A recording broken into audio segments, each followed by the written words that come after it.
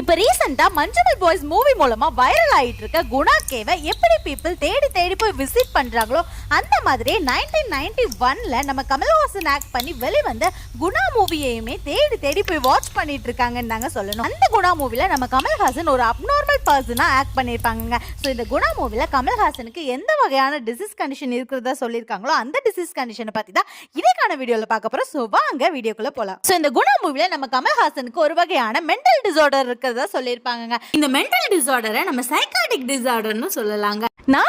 நம்ம எல்லாருக்குமே மென்டல் ஹெல்த்னு ஒன்று பேசிக்காவே இருக்குங்க. இந்த மென்டல் ஹெல்த் தான் நம்மளோட ஸ்ட்ரெஸ் அண்ட் ஆன்சைட்டியை கண்ட்ரோல் பண்ணி நம்மளோட ஈச் அண்ட் எவ்ரி டேவை ஒண்டர்ஃபுல்லாக மாற்றுறதுக்கு ஹெல்ப் பண்ணுதுங்க. ஸோ இந்த மாதிரி நம்மளோட ஸ்ட்ரெஸ் ஆன்சைட்டி டிப்ரெஷனை கண்ட்ரோல் பண்ணி நார்மலான பேத்தில் லீட் ஆகிட்டு இருக்க நம்மளோட மென்டல் ஹெல்த்தில் ஏதாவது ஒரு சேஞ்சஸ் வரும்பொழுது தாங்க நமக்கு இந்த மென்டல் டிசார்டர்ஸ் எல்லாம் உருவாகுது. ஸோ இதுக்கான ஃபுல் வீடியோவை நம்மளோட பேஜில் அப்லோட் பண்ணியிருக்கேன். மறக்காம விசிட்